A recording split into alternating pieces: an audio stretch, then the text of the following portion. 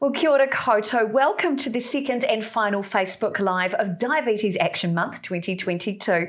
Kia ora, I'm Monique Bradley, and this year our theme for this podcast and for this month is that diabetes matters. In fact, I should say it's a live, not a podcast. We've been doing podcasts all month, so it's great to have you here for the Facebook Live. Now, with more than 290,000 Kiwis living with diabetes and many, many more at risk, diabetes matters now more than ever, which is why we have created this topic for this incredible month of education and awareness. As many of you already know, if you are living with diabetes or you have friends or whānau living with diabetes is an incredibly complex condition that affects many parts of a person's body. The good news is that with good support and a plan of action and a circle of care, there is a lot you can do to live a very healthy life and prevent the serious complications associated with diabetes. And that's really giving you a bit of an insight in what tonight's chat is all about. So I know there's a lot of people out there who are currently living with type 2 diabetes who think the topic of prevention is relevant to them because they're constantly looking at that journey of how can I prevent diabetes, or how can members of my whānau prevent the onset of type 2 diabetes. For those living with type 1, we're looking more so, and in fact for both types, into the prevention of those extra complications. So this chat is for all of you, and for those in your life that you care about who are living with diabetes as well. We have an incredible guest panel tonight to talk us through how to look after yourself, how to live your best life, whether you're living with diabetes or friends and whānau are. And so I'm going to introduce those experts to you right now. There in the bottom right-hand corner of your screen is Dr. Brian Betty, who is a specialist GP beaming in from Porirua in Wellington. He's the current medical director of the Royal New Zealand College of GPs, has been a part of and contributed to all levels of the health system in Aotearoa, New Zealand. Last year, he was made an officer of the New Zealand Order of Merit and is a strong advocate for the equity and access to quality healthcare for everyone, which is demonstrated through his work advocating for improvements to New Zealand's high rates of type 2 diabetes. He's also a former member of the National Diabetes Leadership Group. Kia ora, Brian. Welcome to the chat tonight. Kia ora, Monique. Really, really nice to be here on such an important topic. I totally agree. I can't wait to dive into your wonderful mind and hear more about how we can all look after ourselves better. So also on the bottom of the screen there, lovely mum of two busy children, beaming in from Otorohanga, it's Anna Hutchins, who is also living with type 1 diabetes. Kia ora, Anna. Hi, Monique. Anna knows the complications of diabetes and the effects they can cause on your wellness. So she was diagnosed at the age of 11 with type 1 diabetes. In her early 20s, she set off on her OE, putting her diabetes on the back burner while she enjoyed the wonders of the world. What a story, Anna. When she returned to New Zealand, she found herself dealing with a major life change. She was diagnosed with kidney disease. As a mother of two, Anna wants to encourage young people with diabetes to live confidently and take control of the condition to avoid long-term complications. Thank you for joining us, Anna. Oh, my pleasure. Thank you for having me. And finally, this lovely goddess in the studio next to me, great to have her here. She was one of the featured, as Brian was one of the featured speakers on our podcast this month. This is Megan Whelan, who is currently living with type 2 and is also a very well-known journalist. So she works in media for Radio New Zealand, and since being diagnosed with type 2 in 2021, she has authored a column about the ups and downs of her first year living with diabetes. Now, the column also follows lifestyle changes that Megan has made, including forming new habits, adding exercise to her routine. Show us your guns, Megan. I don't know if you can actually see them. Look at that thing. And of course, eating healthier, which is so important for all of us. You can read her powerful Diabetes and Me series on the Radio New Zealand website. Kia ora and welcome to the studio. Thank you for having me. Lovely to have you back. And of course, as always, this chat is for all of you on the stream as well. You can be part of the conversation. All you need to do is send your questions in through the comments boxes. Great to see so many questions and comments already coming in. And throughout the course of this live stream, we will do our very best to get back to you. The team at Diabetes New Zealand are already working in the background answering some of your questions. And of course, if you do have questions we don't get round to, you have the opportunity to get in touch with the wonderful team at Diabetes New Zealand by heading to their website, diabetes.org.nz. Or if you prefer to go a bit analog, go old school, and you want to talk to someone, you can, of course, call up 0800 Diabetes, and there'll be somebody there on the end of the line for you. So let's jump into tonight's chat. It's a big topic. We are talking about the topic of prevention. And this is a really interesting one because, of course, many people think, are we talking about preventing diabetes? Tonight, we're focusing on the pathway into type 2, what you can do to maintain your wellness. And for those of you living with type 1, we're talking about how you can prevent the onset of some of those conditions and maintain your wellness. So, Dr. Brian, I'm going to start with you. A big question here, first of all. Brian, I know you're a very strong advocate for improvements to New Zealand's high rate of type 2 diabetes. What are some of the improvements we can make to help prevent more Kiwis from developing diabetes, especially since considering the last stat from last year's live streams was 275,000 and this year it's 290,000 people living with diabetes. What can we do? Yeah, look, that's a really, really good question. Thanks, Megan. Look, with type 2 diabetes, it is reversible, it is preventable, and that's one of the key messages here. And what happens with type 2 diabetes, before we get to the diabetic range, our blood sugars start to increase or go up. And we can actually reverse that process early on. And there's really two key ways of doing that. One is regular exercise. So if we can increase our exercise and increase what we do, we tend to burn up sugars, and that reduces our overall sugar levels and can sort of push them the other way. The second part is diet. Diet is really important because that's where we take on a lot of the sugar, a lot of the carbohydrate into the body. And if we can reduce those levels, we can actually start to push our sugar levels in the body down. And, there's simple things we can do. Things like soft drinks, energy drinks tend to be high in sugars. If we can cut back on those, it's really, really important things to do. Those refined carbohydrates such as rice, rice, we tend to eat a lot of it. Just reducing the amount we eat and reducing our overall food intake can actually reduce the carbohydrate load, which pushes up our sugars in our bodies. So really, two key things to try and prevent type 2 diabetes: increasing the amount of exercise we do, and the recommendation is about, 40 minutes a day, 3 or 4 times a week, and that can just be walking. It doesn't have to be going to the gym or anything. And just reducing the amount of food we're perhaps taking and perhaps the type of foods we're eating. And I think it's worth just having a conversation with your GP or your doctor or your nurse about this and look at that and really starting to think about those basic lifestyle changes. And that's probably the key message. Beautiful. Thank you, Dr. Brian. Absolutely brilliant. Now, Megan, I'm going to jump back to the studio and have a quick chat with you because we're talking about right now type 2 diabetes. This is your specialist area. You've been living with it, writing about it and sharing your story with the world. So prior to your diagnosis, I want to talk about the signs and symptoms. How did you know? How did you know to go and get help or get a diagnosis? So I probably had known for about a year before I actually went and got my diagnosis. And I was too scared to go to the doctor and get it. Wow. And so, Dr. Betty says, go and talk to your GP. Having a really good GP is a really good first step, because I knew I was going to, if I went to my GP as it was, I was too scared of the judgment I was going to get to be able to go and do that. So, I had a lot of things. I had tingling in my feet. I needed to pee all the time. I had a bunch of those kinds of things. I think I had recurrent yeast infections, which is a thing that happens to women. I had lots of those sort of symptoms, and I would lie in bed at night and Google and go blah, blah, blah, and the first result would be like, you probably have type 2 diabetes. And I'd think to myself, well, that can't be real. I don't want to deal with that. I'm not going to. So I think probably the first big step for me was actually just admitting to myself that I needed to do something about it. And, the thing that got me to do that was exercise. So I started going to the gym.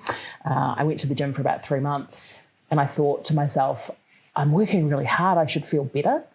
and I didn't, and I was exhausted and I was tired all the time, and dragging myself to the gym or to go for a walk was exhausting, and I thought I should feel better than this. Everyone tells me that exercise will make me feel good. Why don't I feel good? And I eventually went to my doctor and I said, I think I need some blood tests, and that was when I got the diagnosis. So I think as I've been writing about it, I told that story, and so many people have said to me, I have a letter from my GP saying I should come in and get a blood test, or I've been feeling that tingling in my feet thing, and maybe I shouldn't. All I want to say to them is, it's going to be easier if you know you can actually handle it, and hiding it away from yourself isn't going to fix the problem. Oh, brilliant. And I was going to ask you, prior to the chat tonight as well, you were talking about the great effects that the exercise you've been doing has actually had on your well-being. Yeah, totally. I mean, it is obviously really helping with my diabetes management. I'm waiting on my next HbA1c to see if I can start coming off medication, which I would really like. Medication is really important. People should take it. But being able to say that I'm off it would be a really big deal for me. And I think, there's two bits where it's helped, as Dr. Betty says, just it doing the exercise lowers your blood sugar. The other bit, I think, having extra muscle is really good for, I believe, insulin resistance, and hopefully you'll agree with me, is really good for helping reduce insulin resistance. But then the other part is just the thing I think, it helps with my sleep because I'm more tired because I worked out. Yep. It helps with my stress levels, which helps again my blood sugar levels. So it's not just about managing my diabetes, it's about managing my overall well-being, and diabetes is part of that. Excellent. Thank you so much. It's brilliant. So Anna, your journey with diabetes was a little bit different. Obviously, you can't prevent the onset of type 1, but you can the complications. Just very quickly for people who might be joining the live stream, tell us about what you noticed prior to your diagnosis. All right, so I was in London living my best life as you do in your 20s. And I didn't see an endo or any diabetes specialist in that time. I was hiding it and I was ashamed of my diabetes. When I came back to New Zealand, I fell pregnant. And so, of course, you have to go and see a specialist. And I did a whole bunch of blood tests. And that's when I was told I have chronic kidney disease. I didn't have so much symptoms. I still don't really have symptoms of it other than my blood tests show that. So that's how I found out. Wow. And so I was becoming a mother for the first time. I had this heavy diagnosis weighing on me. And so here we are. Well, so really common message for both types is once you know, then you can do something about it, which I guess is a huge part of that journey. And I noticed too, there's lots of really good questions now coming in through the feed, which I want to throw to you, and then we'll come back to the other topics we have to cover tonight. So one of the questions I need to ask you, Dr. Brian, in fact for all of you and your recommendations, is there, because carbohydrates are obviously something that we always get asked during these chats, is there a daily carb level to stick to maintain wellness? Now, you were touching on carbohydrates before, Dr. Brian, so we'll just cut to you first. Yeah, look, I think this question really comes down to the type of diabetes you've got, type 1 versus type 2, where type 1 you are very reliant on insulin because the pancreas has essentially shut down in producing insulin, and things like carb counting becomes quite an important part of the management of diabetes, and that's very individual again. Again, with type 2 diabetes, that's a difficult one because it really comes down to, I suppose, the eating patterns or what a person is eating when they start their diabetes journey and what's actually happening and where the adjustments can be made on food. So often I end up with conversations with patients about maybe some of those things that are pretty easy to cut out. I mentioned soft drinks, which are a thing, and the energy drinks, which some people are drinking, and just removing them out of the diet. Maybe increasing our sort of complex fiber in our diet, that is the vegetables and things, maybe protein, bringing our carbohydrate down and moving to those complex carbohydrates like those grains and things that sort of slow the absorption of sugar into the body. So look, at the end of the day, it's often quite individual.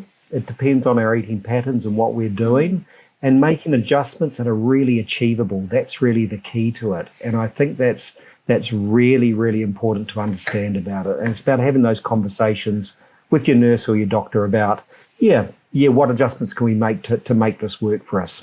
Got you. So it's not so much the amount of carbs you eat, but it's the type of carbs you eat and the quality of your food. Yeah. Excellent. Yeah. Anna, with your type 1 hat on, what's really worked for you with the carbohydrates levels, would you say?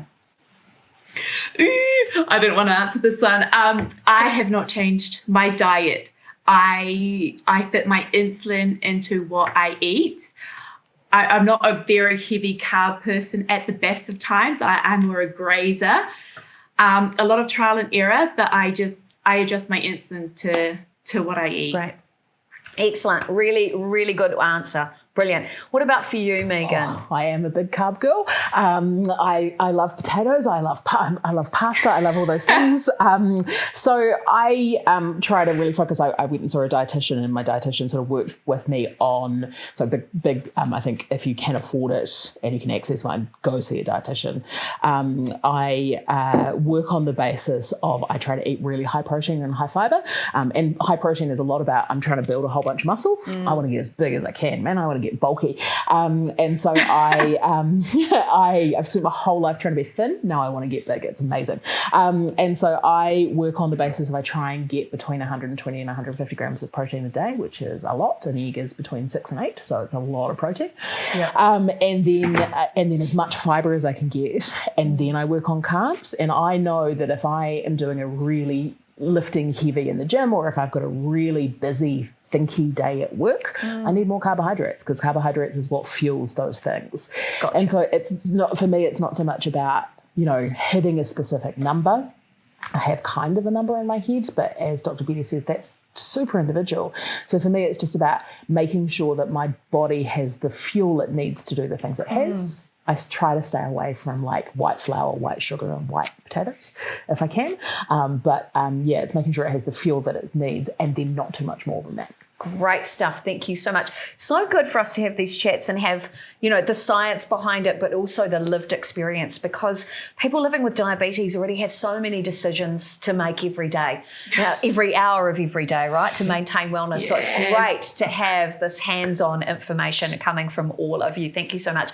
Keep your questions coming through the live feed as well.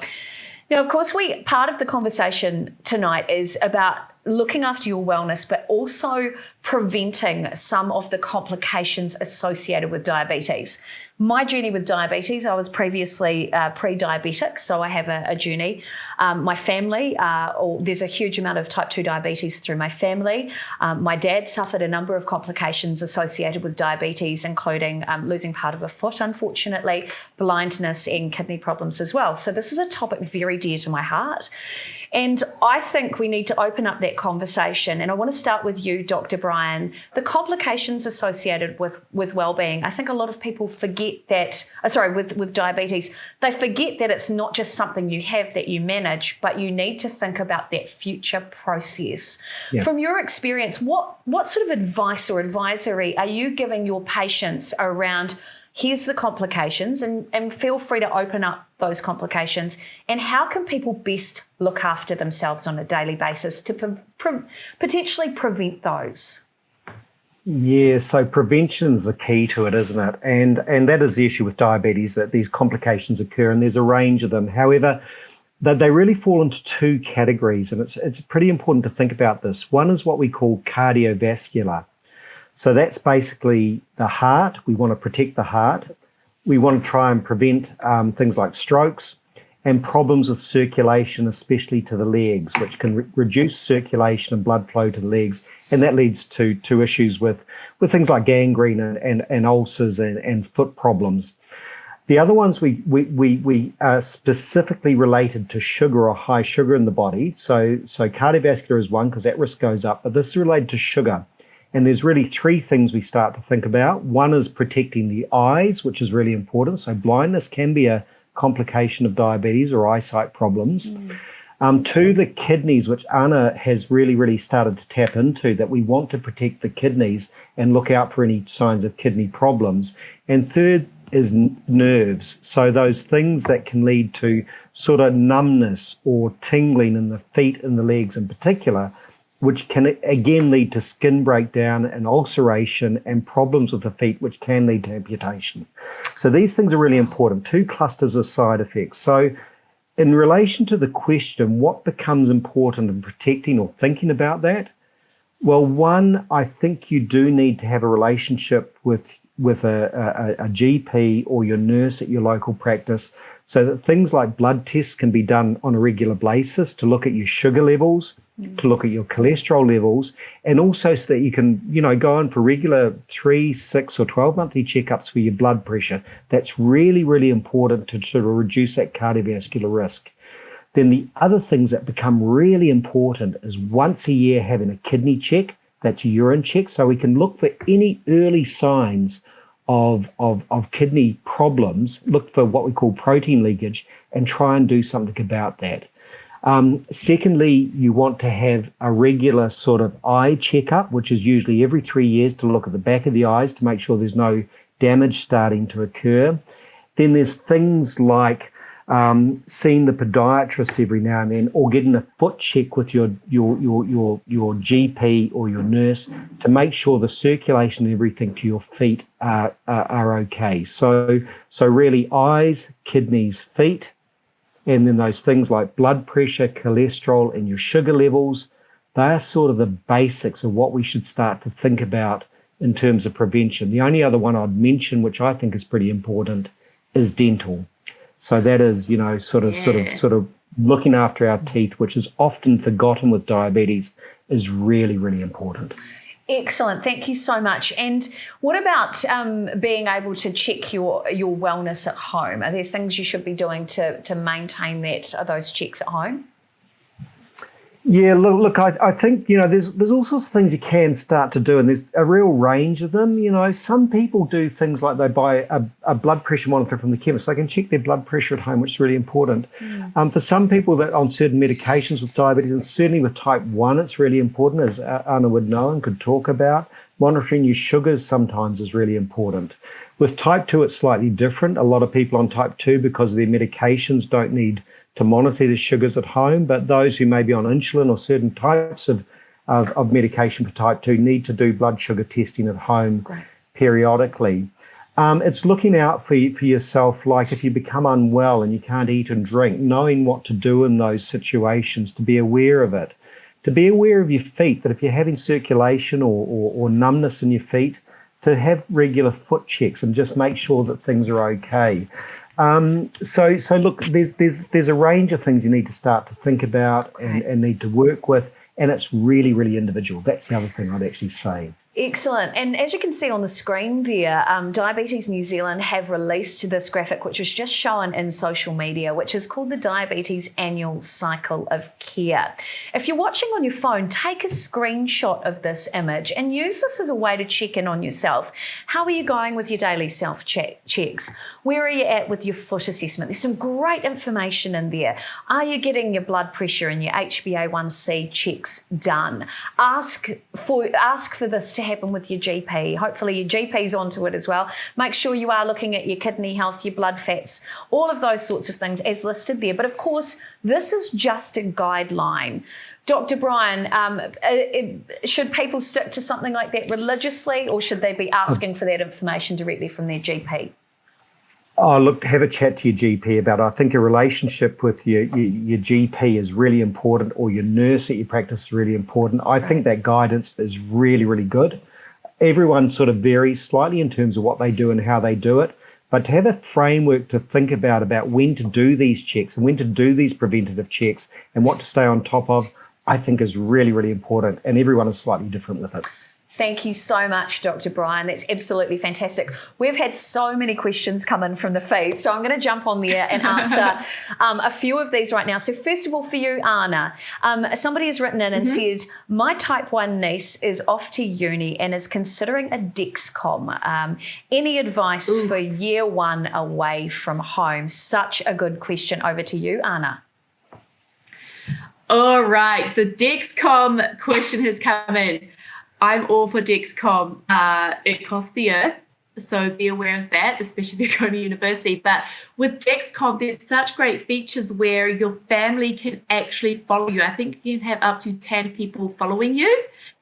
And you want to keep your parents interested in your blood sugars. Tell them about those lows, not necessarily those highs, but those lows. You need help. But having people follow you and your trends would be amazing. That's absolutely brilliant advice. I think that's bang on. Well done. Really good point there. And I hope there's been a few people who have actually asked similar questions.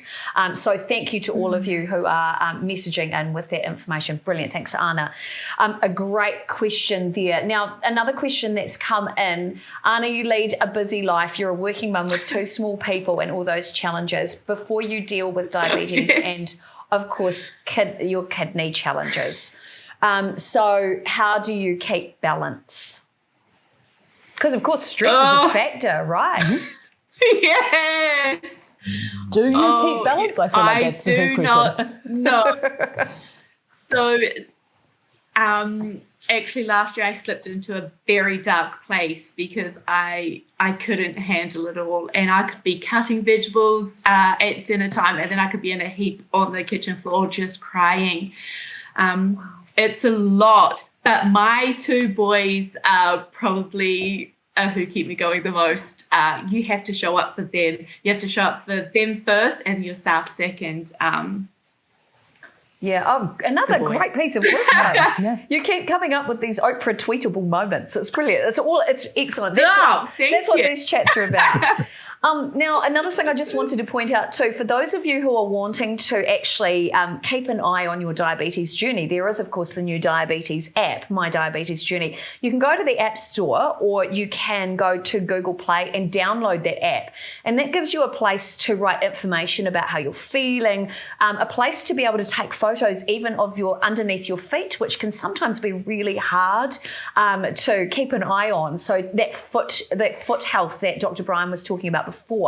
And the great thing about that is once you've got all that information together in one place, you can show that to your diabetes nurse or your GP as well. Really great way to keep all that information together, because sometimes change can happen quite subtly. So being able to monitor that bit by bit, and in fact, Megan, that brings me to you, is your change and your transformation has been happening bit by bit. Yep. So what is the key to you for balance and success? Because you're working in a high energy, stressful environment in media, working with radio. Yeah, I mean, I guess I had a conversation with my team and with my boss at the beginning of the year. So I found out in December, I went to my boss in January and said, look, this has happened and I need a couple of months to kind of try and figure out how to live with this and what to do. And he went, you do what you do. So I said, I'm going to work 40 hours a week instead of 50 hours a week for a couple of months.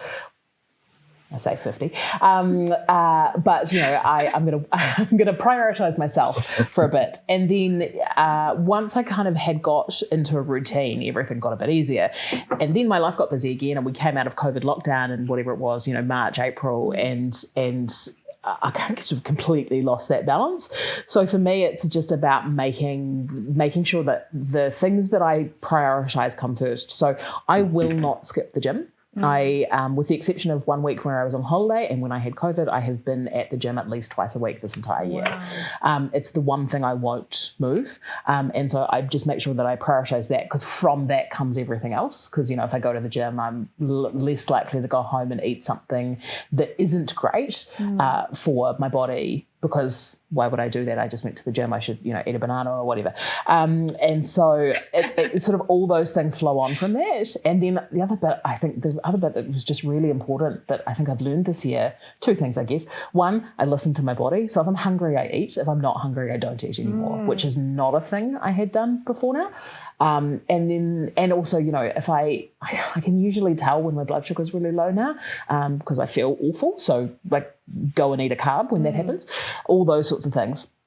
And then the other bit is just actually forgive myself when I'm not great at it. Because the more you work yourself up into, oh God, everything is terrible and I haven't taken my medication and I didn't get to the gym today and, I'm fighting with my partner because of it and blah, blah, blah.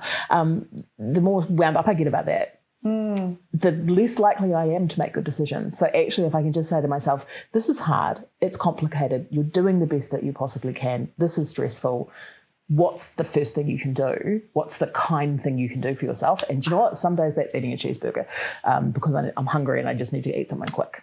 Absolutely brilliant. And of course, when we're talking about prevention, there's a number of different ways to kind of swing the topic. Obviously, for those who are more likely to end up living a life as a type 2 diabetic, we're talking about prevention there and what we can do. We're also talking about prevention of those complications. But what I'm actually hearing too, and what we discussed before the show, is the prevention of the mood swings and the energy and the emotions, about maintenance. And I'm understanding from chatting with everybody that part of that's food, but part of that's also the lifestyle we lead. Dr. Brian, I want to jump down on you because a lot of people are asking about lifestyle too. With the prevention of the onset of these conditions, in these symptoms, these extra complications associated with diabetes, movement is equally as important as food. How would you position that? Look, I think movement, exercise is critically important. And I think exercise is not just good for your sugars, it's actually good for your stress and the way you feel, because we know that exercise releases endorphins and you feel better. So I think there's been a really important thing that's been tapped into by both Megan and Anna, that the way you feel is really, really important with diabetes. And, it's complex, it's with you, it's a lifelong thing that you live with in your diabetes journey. But the way you feel is really important. So being able to talk about stress, being able to sort of relax, exercise, take time out. And look, I'd say this, I've seen this so many times. If you are feeling down and you are feeling difficult, talk to someone close to, or if you need to, go and talk to your GP or your nurse about how you're feeling. The number of times I've seen, patients of mine who have been really, really struggling with their sugars and diabetes, and when we finally start to talk about how they're feeling about it, that's the thing that's really, really become important. So that sort of, that balance, that working on stress, working on your life, getting the balance right, things like exercise are really important. That's all part of the package we're talking about here in terms of prevention and sort of moving forward and preventing complications and leading a healthy life. Critically important. Thank you so much, Dr. Brian. That's absolutely brilliant. Now, Anna, one of the things that you mentioned before was last year you were really struggling from that same perspective, ending up. And in fact, there's a lot of people in the feed who are telling me I'm newly diagnosed and I'm really down about it. I don't feel really good. And I'd like to thank those people who are being so present and so open in the chat. We thank you. We see you. We appreciate you being part of this conversation because this is for you too. People who are really struggling with the effects, say, of medication or just don't know what to do. They're overwhelmed with the information. And like you said, Anna, it is quite easy when you're in that state of overwhelm to end up in that dark space. So what do you do now to prevent that from happening and lead a more balanced mental life, inner life, well-being life? What do you do? Yeah, great question. So I throw a lot of my energy into working out like Megan does as well. I do Pilates in the morning. I love it. Great for the blood sugars as well. But I think there's a big mental health movement at the moment, and I'm all for that. And I follow a lot of people who are big on the mental health scene. And it comes down to being confident within yourself to be able to open up to others. When I was in that really dark space last year, I was pushing everybody away, and they found it really tough, and I didn't know how to respond. I just wanted to be on my own. And it wasn't until I fully accepted what was going on that I could let people in to help. And people want to help. You have to let people help. You need to talk. Love it. Absolutely brilliant. Thank you so much, Anna, for sharing. I know how special it is for us to have your expertise of living with this condition. So thank you so much. Sure. There are so many people who are saying, yes, I agree. This is fantastic. Thank you so much. So just coming back to the studio right now, I had the great pleasure of meeting Megan a few weeks ago when she was in here filming and recording the podcast. And one of the things you talked about, especially in that mental health space and preventing heading down that rabbit hole, was your friend Brian. And I just very quickly, while we have people, because I thought this was great. And if you haven't heard it, you need to listen to the podcast on the Diabetes Matters podcast. Very quickly, share about Brian and how you've tamed Brian. I'm so sorry in advance, Brian. Yeah, sorry, Brian. You're forgiven. You're Brian, forgiven. Real pride. So this came about one day. I was sending a text message to a friend, and I've before I wrote about having diabetes, I wrote about having depression. I manage my mental health very, very carefully alongside my diabetes. And I said, my brain is being mean to me, and it wants to tell me that I'm horrible, and it wants to tell me that I'm useless and no one will ever love me, and all of those things. But I typoed brain to Brian. So I said, my Brian is telling me all of these things. And I read it back to myself and went, oh, that's really good. And so now when I hear those messages in my head, when I hear my brain saying to me, oh, of course you got diabetes, it's because you're all of these things, or you're never going to manage this, you're whatever my brain wants to tell me, I just say, shut up, Brian. And it's really helpful. It's very, very simple cognitive behavior therapy, but it is just, that's literally, if I hear those, whenever my friends have said, oh, my brain's been mean to me, I say, well, would you let me say that about myself? So why are you saying it about yourself? And this is just the same thing. Just shut up, Brian. I don't listen to you. I try very hard not to listen to people called Brian. Sorry, Brian. But yeah, it really genuinely helps. I loved that story the first time I heard it. So thank you for resharing.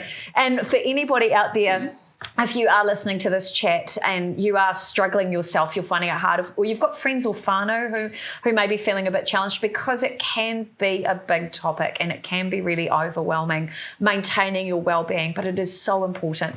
Please reach out to Diabetes New Zealand, diabetes.org.nz. And if you need someone to talk to, there's always somebody on the end of the phone. 0800 Diabetes. They are there to be your support person. And remember to chat with your GP, chat with your diabetes nurse, because they are there to support your well-being, not just your physical, but your mental and emotional well-being as well. So thanks for everybody who has been sending through these comments. One of the questions that came through, which is a little bit more technical, so I'm going to throw this to Dr. Brian, not Brian, but Dr. Brian, is about medication, because we are talking about the prevention. And one of the comments that came through was around metformin. Is metformin the only treatment for diabetes? Or the only medication, I should say? Yeah, no. Well, for diabetes itself, the answer is no. Metformin is an incredibly important medication for type 2 diabetes. It really does make a difference. It's one of our earliest medications. It's still one of our best. We actually do use it in some situations for what we call pre-diabetes, to try and help push the sugars down and away from the diabetic level. But once you're in there, usually the first medication you go on to is metformin. Now, it's really, really useful. Now, if metformin on its own isn't sort of helping, there's a range of other medications we start to look at. There's a couple of new ones which became available in the last 18 months. One's called empagliflozin, which actually has an advantage of bringing down your sugars, but is also protective for the kidneys, which is really, really important, and protective for heart. We only use it in type 2 diabetes mostly at this point. There's another one called Trulicity, which is a weekly injection, which again reduces our urge to eat, does a lot of positive things for the sugars, and again is protective of the heart in many ways. There's something called sulfonylureas, and of course there's insulin, which can be really, really important for type 2 and is critically important for type 1. So look, there's a range of medications. Everyone's different with their journey with diabetes and what medications are used and when. But it's really, really important part of the management of diabetes often, along with, as we talked about, exercise and diet and what you eat. Excellent. Thank you so much. Now, while I have you here, another technical question we've talked about, because we are talking about prevention and some of the complications associated with diabetes. One of the questions that came through is actually, most people are used to feet and eyes and kidneys and understanding the impact there. But a woman called Lorna has asked, what's the issue between dental care and diabetes? A very good question there. Yeah, so there's all sorts of associations between poor dentation and poorer outcomes with diabetes that are there. Diabetes tends to affect the teeth, so it can cause dental caries and problems with eating. And we know that poor dentation in all the studies seems to be associated with worse outcomes down the track. So what becomes important is those regular dental checkups and ensuring that our teeth are in good shape is actually a really, really important part of diabetes management because of these associations with poorer outcomes. So, really important to think about our teeth. Excellent. Thank you so much. Interesting comment too from Darren in the comments feed who said, love the product placement with the vibe in the background. Lovely of you to notice. And said, it's delicious, but my family keeps stealing my stock. So I'd just like to say, I agree. We actually have it here in the studio. It is actually my favourite too. So I really want to say a big thank you to Vibe for putting some drinks on my table today because it's really good stuff. I keep it in the fridge too. It is diabetes friendly as well. So do look out for it in your supermarket. I sound like I'm a TV shopping presenter. Do. I used to be. So look out for it in your supermarket. If it gets my seal of approval, and I'm super fussy when it comes to food and drink, then it will be your friend. So yeah, cheers Vibe. Just product placement. You've got to do the shout out. Right, back to the chat now. Question here. This is a big question. I love this question whenever it comes up. Leona has asked, can type 2 be reversed? Dr. Brian. Yeah. So look, really, really good question. Really important question. And yeah, all the studies do show that with diet and exercise, and some people, not always, diabetes can actually be reversed or put into reverse gear. And we know weight loss, and it doesn't have to be a lot of weight loss. It's usually about 5 to 10% of overall weight can start to shift diabetes back into the pre-diabetic range, or occasionally further down. But often it's into the pre-diabetic range. So yes, it can be reversed, especially in the early stages. And it's something which is why when we talk about diet and exercise, it's really, really important. But that little bit of weight loss can actually have quite a profound effect as well. So, Megan, I want to jump to you while we're talking type 2. Because you've increased your exercise and modified your diet and you're, working with your GP on your condition, have you had changes in your diabetes? Oh, God, yes. So my HbA1c, as I say, I'm still waiting on this most recent one. But after 3 months and then again after 6 months, my HbA1c was back down to pre-diabetes levels. Wow, congratulations. It's huge. I guess the important thing now is obviously maintaining that. And then, when I'm not sure, I don't think there's any possible way to know how much of that is medication. I'm on metformin, how much of it is exercise and diet, all those things. But I think it is different. But I think, aside from that blood sugar test is also just like how much better about myself I feel, and how much better I feel in myself. So that feeling that I had before I got the diagnosis of just being exhausted all the time, I don't have anymore. I have energy again. I can do stuff, and I can lift a really heavy suitcase thanks to going to the gym all the time. But also I sleep better, I manage my stress better, all of those things. So yes, my blood sugar levels are back down to normal. I don't have the tingling in my feet that I had. My cholesterol is brilliant. All those things are great, but actually just, I move around and I feel better and I feel much more excited about life than I did. Yay, fantastic. So multiple outcomes. That's fantastic. There's a lot of comments that have come through in the chat as well, and this is our moment for a little bit of advocacy as well. People asking for the likes of Dexcom and G7, they've mentioned here multiple times in the chat, about getting government funding. So I agree, because that helps potentially support it does support your well-being. It means your diabetes is more manageable and will likely support the prevention of these complications if you know what's going on. So now is your moment. I'm going to start with you, Anna. Should we jump on the soapbox, should this be government funded? A big question. Hell yes. We need this funded. There are so many reasons, and I don't know how long we've got, but I could talk all night about this.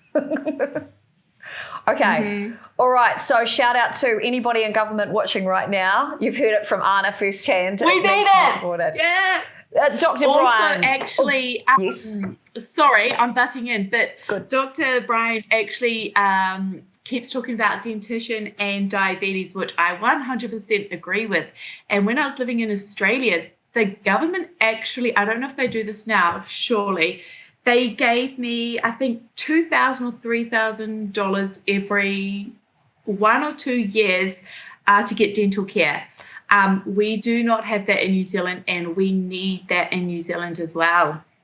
Excellent. In fact, and lots of thumbs have just come through in the chat. There are a few people who have been mentioning the healthcare options in other countries that we should be bringing that here. So if there is anybody from the government watching, please check out the comments in the feed. I think it's super important that you listen to the needs of the people. Spoken like a politician. Yes. I'm a TV show being a politician tonight. Now, Dr. Brian, from you, because you do a lot of work in the advocacy space for all of health and access to health care for everyone. Now is your opportunity to stand on your soapbox. What are your thoughts about getting funding for the likes of the G7? Well, firstly, I totally agree with Anna. Okay, 100%. So it's pretty easy from that point of view. But look, my view on this is diabetes is one of the biggest health issues we're facing in New Zealand. It costs the country $2 billion a year in terms of healthcare. It's going to raise to $3 billion a year, 290,000 people. It's large. We need to invest in the latest technologies and the latest medications and the latest treatment options, and to think strategically about things like funding dental and other access to care that's really, really required. So we need to address this. We need a strategic plan to do this. I'm 100% behind that.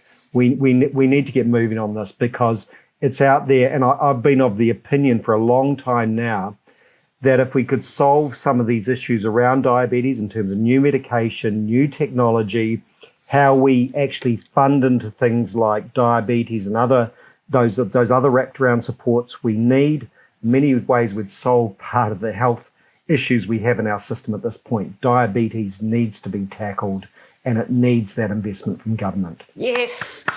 Excellent. I think, and there were a lot of thumbs coming through and a lot of hearts saying yes, yes, yes. Megan, you get to have your soapbox moment as well, because you were already talking about this pre-broadcast tonight. I mean, I am a journalist. I don't have opinions, so I don't stand on soapboxes. But the question that I would ask, and I'm not going to lie, sitting at the desk in the studio, I'm really struggling. I can feel it. Yeah. Not asking the question, but I guess the question that I would ask is: there are so many people in this country with type 1 and or type 2 diabetes and pre-diabetes. I spoke to one academic when I first started writing my column, who said, we as a world, the global health community, we put billions of dollars into coming up with a COVID vaccine, and diabetes is at similar levels, if not higher levels, than COVID was. So why have we not treated diabetes in the same way that we treated the pandemic, was the question she had asked. And I guess that's the question I would have, is we know that fundamentally we know how many people in this country have diabetes. We know what the complications are. We know, surely to goodness, how expensive they are to treat as a health system. Isn't prevention better than treating them? From a financial and economic perspective, let alone the effect it has on people's lives, those complications. So I guess that's the question that I would ask, where I should interview the health minister, is, does this make sense? Is this illogical? Excellent. Well, I'm hoping that whoever's watching tonight can make that interview happen, because this needs to happen. Thank you, Megan. Really good. There was a bit of a mic drop going on there. I'm really proud of you. It's fantastic. Now, I just want to say thank you to everybody in the feed again. If you have just joined us, welcome to the Diabetes Matters podcast. I've been doing it all month. It's a live stream tonight. Why does Diabetes Matters? Because it does. There's 290,000 Kiwis who are currently living with type 1, type 2 or pre-diabetes. And of course, it doesn't just affect those people, it affects the friends and whānau, the circle around them as well, including their workmates, their colleagues, their bosses. And that's what I'm seeing in the news feed is, how do we open up conversations with our employers around diabetes? It's obviously a big one. We will run out of time to have that conversation, but do please consider chatting to your GP or your diabetes nurse, or get in touch with Diabetes New Zealand, diabetes.org.nz, to get some of the resources and downloads available on their website around language, how to open up those conversations as well. One of the comments that I wanted to share, there's lots of positive comments, people saying thank you so much for the information. This is awesome, Mahi. Thanks for doing this tonight, team. Thank you. We really appreciate it. Lots of people resonating with all of our guests tonight. And I've just had, are you kidding me? I've just had some information come into the studio. Is that in New Zealand? So is that estimated or is that actual? It is estimated that in New Zealand there are currently 1 million people who fall into the pre-diabetic bracket. Jeez. So it's 1 in 5 of us. 1 in 5. So many people do not know they are walking around with this. Brian, you need to jump in. Talk us through that. Look, the numbers are staggering around this. And the thing about pre-diabetes is you don't know you've got pre-diabetes until you get the blood test, okay? Because you generally are not feeling unwell or any sort of symptoms. And Megan quite rightly talked about the symptoms she had when her sugars really started to rise. So that early warning sign of rising sugars is really, really important, which is why I think it is so critical that once every year or two, once you get above 30, 35, you should be going and seeing your GP for that regular checkup, and your sugars will be part of that. So you can pick that up, because if you pick it up early, you can start to reverse it and push it out of that pre-diabetes range. And knowing about it is so, so important. But 1 in 5 is staggering. And it's what we're looking at the moment. And it's something we need to sit up and take note of. So it is a big figure. But look, just that regular blood check, that regular looking and knowing is being able to prevent. And that's what it's all about. And that's really the topic for tonight as well. Not just that type 2 journey, but also moving into the complications as well, but also knowing your triggers, knowing how to maintain your wellbeing and preventing negative outcomes with your well-being. So making sure you're eating well, you're exercising, you're reducing your stress where you can. I know it's hard for you being a busy mum there, Anna, but maintaining your wellness and good night's sleep as well, of course. All of those important things that not just people with diabetes should be living with. We should all be practicing those really good points in life. It's incredibly annoying to me that in my 40s, the advice that, get a good night's sleep, exercise occasionally and eat healthy food was all true.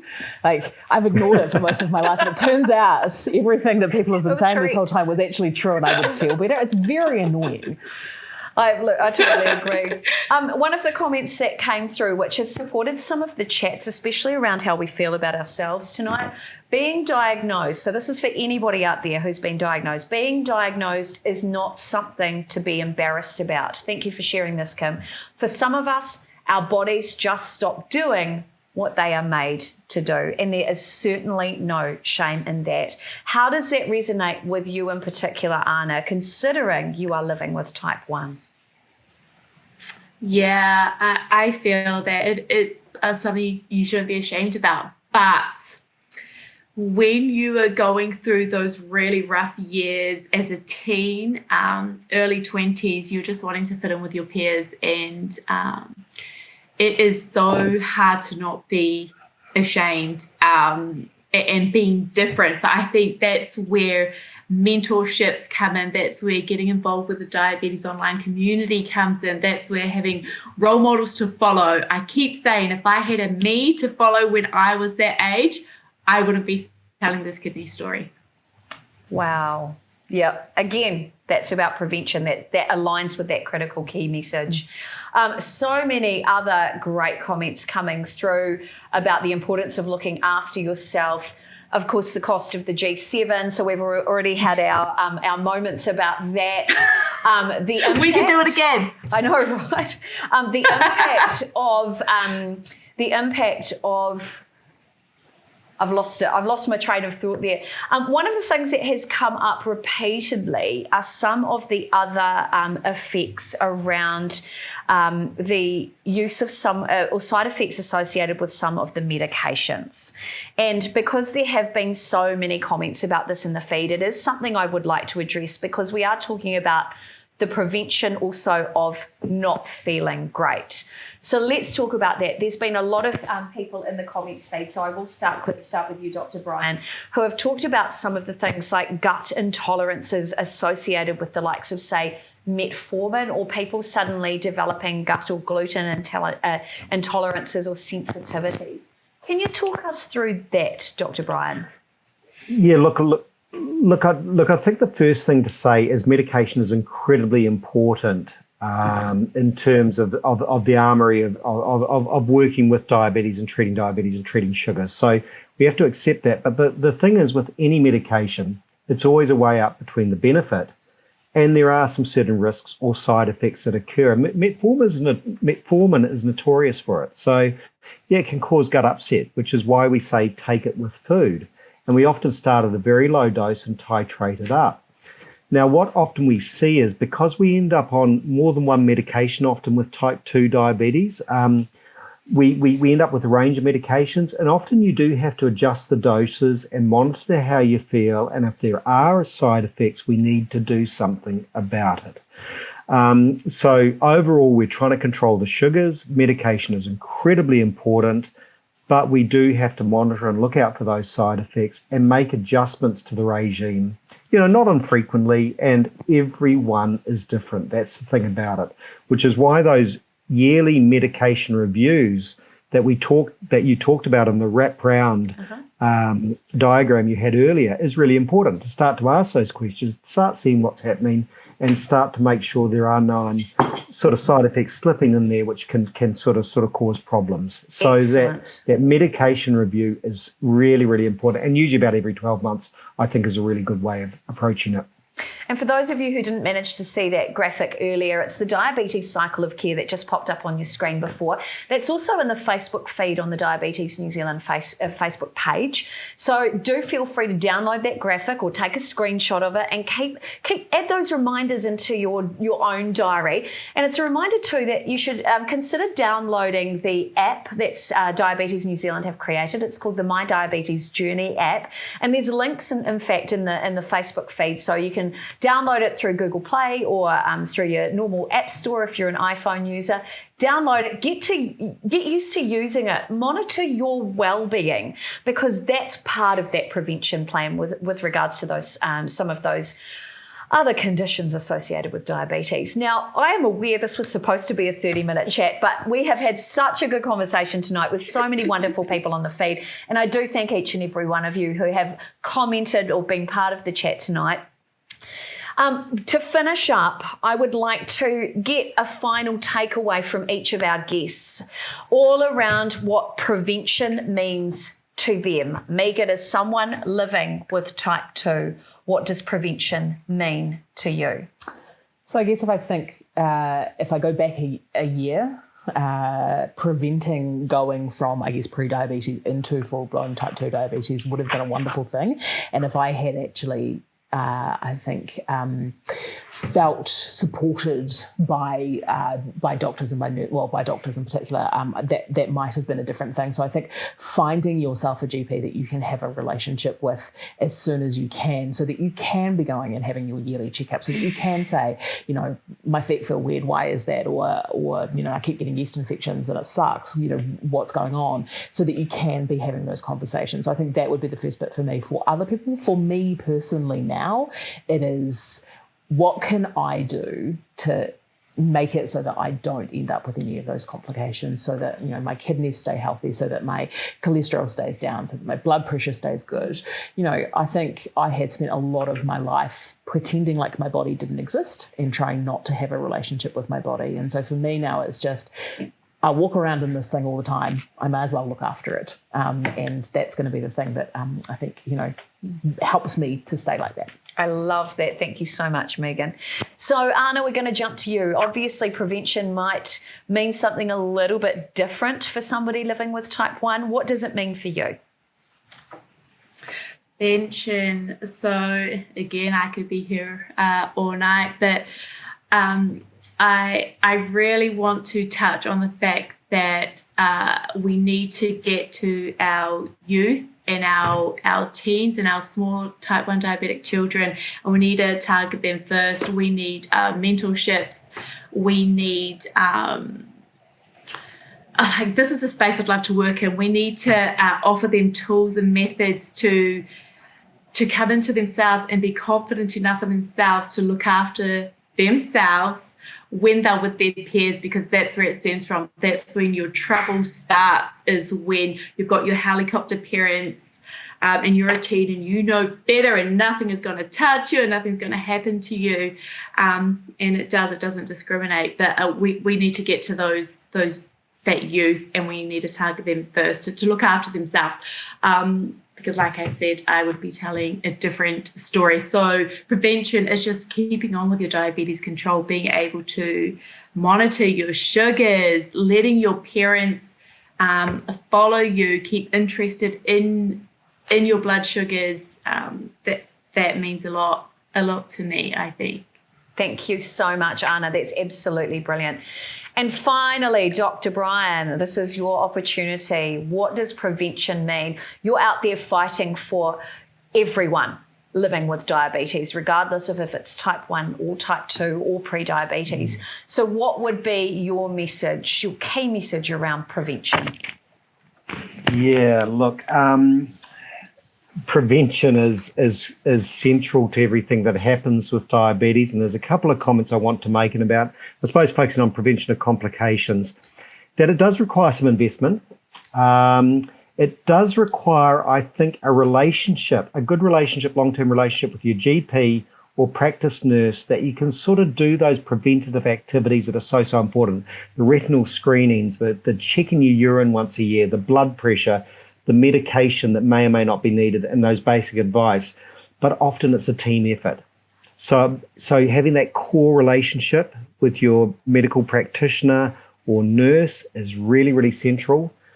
But then, knowing that the optometrist may have to be involved in retinal screening, the dentist, the podiatrist, the dietitian, if they're available, the podiatrist, all that is really, really important. And we need to think of this as a team effort, but at the end of the day, it is a team effort. And I sort of think of it as, I'm just there to support and help and try and guide the patients who choose to come and see me. At the end of the day, it's really, really individual. It's really, really your relationship with your diabetes and your health professionals are really, really critical to this. It is a team effort. And the biggest part of the team is actually the patient or the person living with diabetes. And that's who has to be central to all this activity. Absolutely brilliant.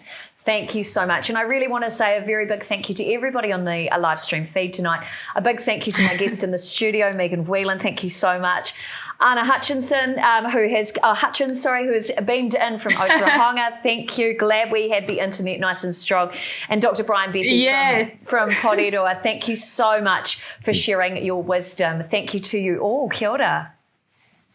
Kia ora. And finally tonight, I want to thank everybody watching on the stream. And of course, if anything has resonated with you, if you need help, if you need support, now is your opportunity. You can get in touch with Diabetes in New Zealand directly. You can do that through the Facebook chat. You can even chat function, Messenger.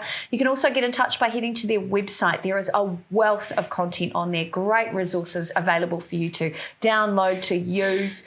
Get in touch with them, diabetes.org.nz. And if things have been triggering for you tonight, or if you're currently in that dark space and you need someone to talk to, please call the diabetes team, 0800 Diabetes. Thank you for joining me. I'm Monique Bradley. Thanks for sharing time and space for this very, very important topic. Diabetes matters. Ngā mihi nui, kia koutou, ka kite anō. See you next time.